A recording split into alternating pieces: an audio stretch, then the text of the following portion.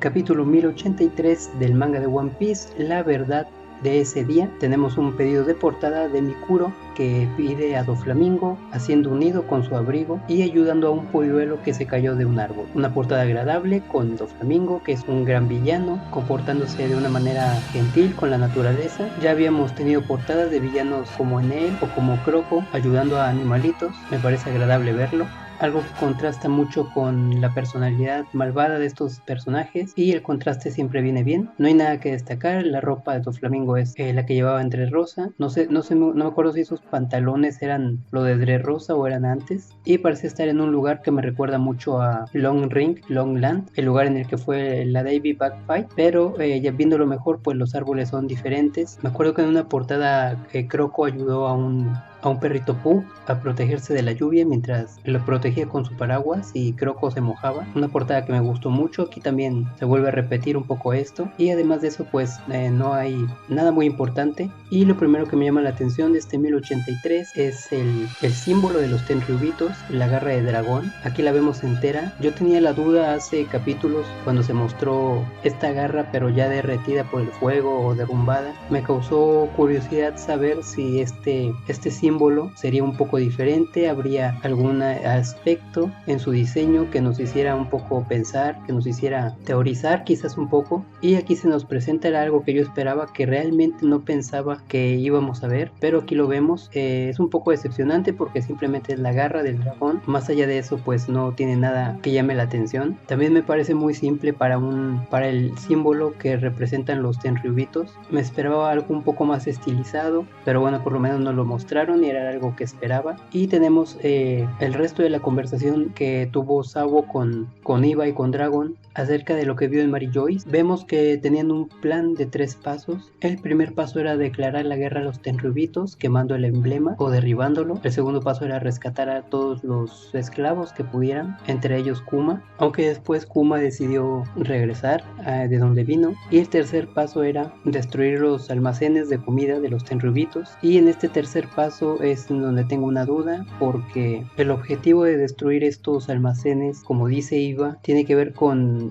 provocar el hambre de los Tenryubitos como castigo y que ellos pues sientan lo que siente la gente normal, común, el hambre, la escasez. Y lo que me extraña de esto es que Mary Joyce pues es una extensión muy grande de tierra, es la extensión más grande de tierra que se conoce dentro del mundo de One Piece, al estar ubicado en la Red Line. Y me parece muy raro que no tengan granjas, que no tengan animales, cultivos, árboles, frutales, campos de alimentos. Al ser esta una extensión tan grande de terreno, pues cabría perfectamente tener granjas en el lugar.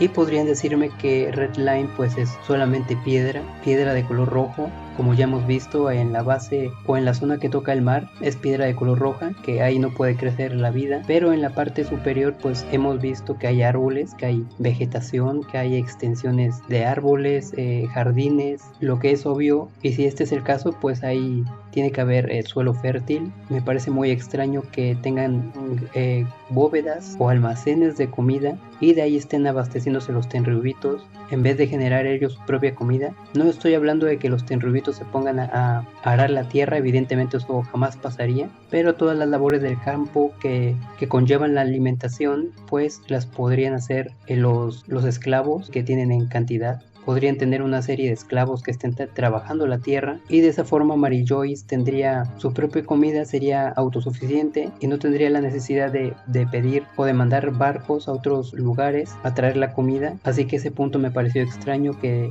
no tengan sus granjas o su forma de autoabastecerse. Esto a lo mejor se explica más adelante o puede que sea un fallo, pero es algo que noté. Otra cosa que me llamó la atención fueron los caballeros sagrados o los caballeros de Dios, este grupo que está al servicio de los Tenryubitos, que parecen ser los guerreros de élite más superiores que sirven al gobierno mundial. Ya se nos habían presentado antes, pero ahora lo que me llamó la atención fue que se presentaron las siluetas de estos personajes y a menos de que Oda pues nos esté troleando, podríamos asumir que van a tener capas y espadas como se nos presenta en esta imagen. Yo conté 9 caballeros sagrados, pero podrían ser más. Hay de varios tamaños, hay de varias formas y una característica explica es que al parecer son espadachines porque uno de ellos lleva una espada, lo que vendría muy bien con el hecho de que son caballeros. Me los imagino un poco medievales, europeos, los diseños de estos personajes, y creo yo que podrían estar basados en los caballeros templarios, esta orden de caballeros conocida en el mundo. Y de nueva cuenta Eiichiro Oda vuelve a jugar con los grupos antagonistas, grupos de villanos. Ya habíamos tenido a los Shichibukais, a los Yonko, teníamos al CP9, más recientemente se nos presentó a los Tobiropo. Oda es muy fan de crear grupos de villanos, y este podría ser otro grupo de personajes que pues convivan ahí entre ellos, como lo hacían en CP9, que tengan sus propias personalidades, sus momentos graciosos y tal.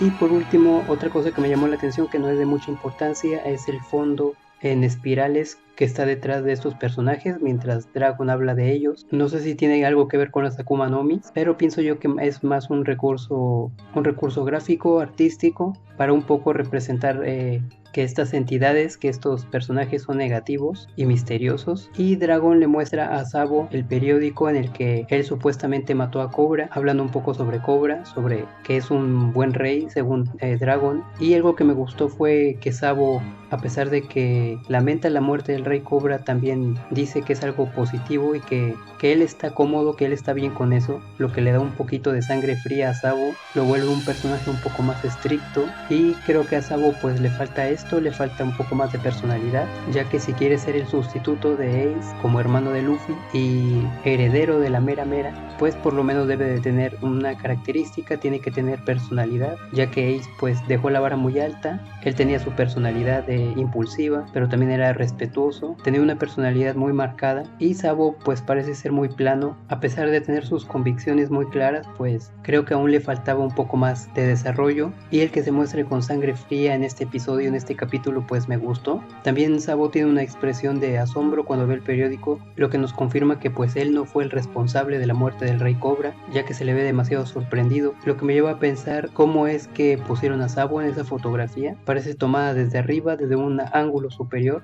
quizás por un Denden Mushi, y es una imagen fuerte por el hecho de que el rey Cobra pues es anciano y también está en silla de ruedas, así que resulta una imagen fuerte. Ya sé por qué Makino y todas las personas que vieron el periódico se asustaron y se decepcionaron. También hay que señalar que el piso en el que está Cobra está cuadriculado, es decir, tiene cuadros en el piso, así que él murió en un lugar, según la fotografía, claro, en un lugar que tiene cuadros en el piso. El suelo de los Tenryubitos de los Gorosei tiene círculos, así que no hay que olvidar el cuadriculado, si es que la foto no es falsa, lo cual también me lleva a pensar que si existe en el mundo de One Piece la falsificación de fotografías, como el Photoshop o el montaje. Sabemos que en el mundo de One Piece pues la tecnología no está tan avanzada, ni siquiera hay automóviles, pero Morgans pues al ser el director del periódico de economía mundial pues puede tener estas habilidades, ya que la foto se publica en el periódico y Morgans tiene el control total de esto. Me pregunto si la fotografía ya viene truqueada de Mary Joyce, o si la truquearon en los cuarteles del periódico de economía mundial. Y ya por último, en ningún momento se habla sobre lo del trono vacío. Me pareció curioso porque era lo que más me esperaba. Quizás en el 1084 hablen de esto. Luego tenemos lo que ocurrió tras el ataque o durante el ataque a Mary Joyce, y lo que más me gustó, lo que más me interesó de esta parte fue la habilidad de Karasu, que se nos muestra su fruta, que es la Susu, la fruta del Ojin. Vemos cómo puede generar partículas de Ojin y hacer que tomen forma, como por ejemplo de cuervos. También puede de alguna forma funcionar como un teléfono, ya que lleva mensajes a través de cuervos hechos de Ojin. También puede crear estas estacas, un poco como lo que hace Doflamingo. Y yo no me imaginaba que su fruta fuera la del Ojin, me imaginaba algo un poco más como la fruta de Gekomori, un poco relacionado a las sombras. Y pues el Ojin son estas partículas que son el resultado de la combustión, de la quema de petróleo, de carbón, que es altamente tóxico para el ser humano. Suelen ser partículas muy pequeñas que no tienen problema en entrar al cuerpo humano, así que quizás también tiene alguna habilidad tóxica, Karasu, y posiblemente de ahí viene su máscara.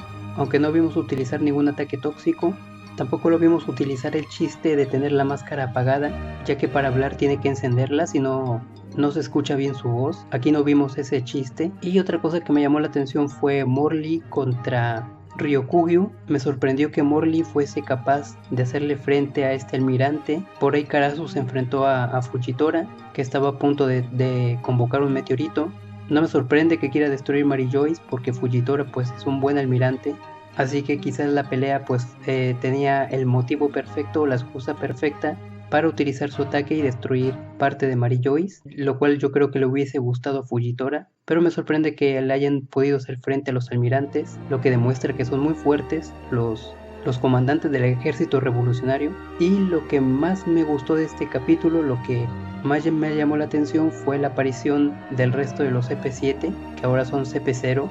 Me encantó porque estaba esperando la participación de estos personajes otra vez, y desde la mini historia en la que se van a vivir juntos en una isla, pues ya no supimos nada del resto de los CP9 hasta el día de hoy, y se confirma que todos los antiguos CP7 ahora son CP0. Se nos fue realmente confirmando de poco en poco. Primero la aparición de Rob Lucci con Spandam entre Rosa, que confirmaba que Rob Lucci ahora pertenecía al CP0, y bueno, desde antes Spandam y su espada pues ya habían hecho una aparición en la película de One Piece Film Gold, así que creo que Spandam fue el primero en confirmarse como un CP0, luego Rob Lucci, y en esa escena en la que Rob Lucci está hablando por Denden Mushi, pues lo hace con Kaku, y se nos confirma en ese momento que Kaku es parte del CP0, y no se nos volvió a mostrar ningún otro personaje del CP7, del antiguo CP7, hasta la película de One Piece Film Red, en la que Blueno y Califa se confirman como miembros del CP0,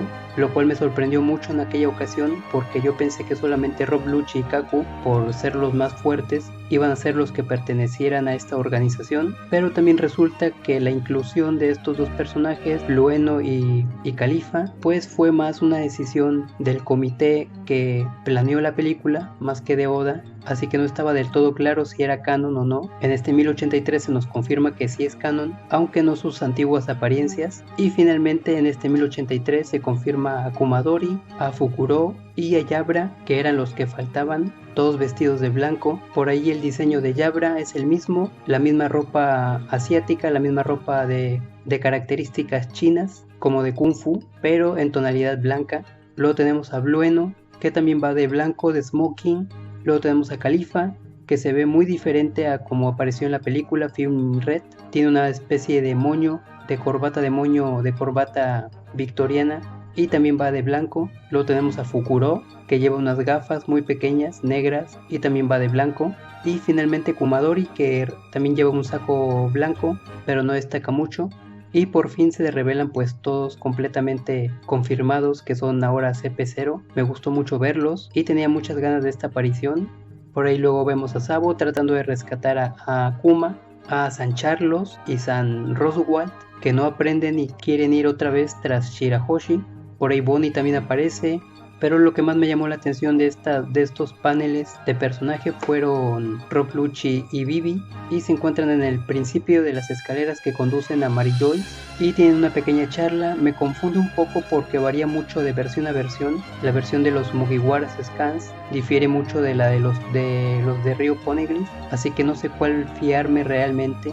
Voy a esperar a que salga la de Manga Plus para poder confirmar, aunque ellos también tienen muchos errores. En la versión de los Mugiwaras, Vivi busca a Garp para que le dé protección a Shirahoshi y que San Carlos y San Roswell no vuelvan a tratar de secuestrarla. Se encuentra con Rob Lucci y Rob Lucci le dice que no necesita la ayuda de Garp, que él va a protegerlas. Evidentemente Vivi se molesta porque no es cierto. Ella le dice a Rob Lucci que ninguno de ellos se preocupa realmente por las princesas y que Shirahoshi aún corre riesgo. Y en la versión de Rio Poneglyph, lo que yo entiendo es que Vivi busca a Garp para que le dé protección a ella, a la misma Vivi. Rob Lucci aquí también confirma, aquí expresa que él es mejor protección que Garp. Aquí también Vivi se enoja y habla sobre cómo no protegió a Shirahoshi. Y en la parte final de este diálogo, Vivi sigue discutiendo y llega a un punto en el que se interrumpe a ella misma porque se da cuenta de que seguramente van a ir otra vez tras Shirahoshi, así que es un poco diferente la traducción.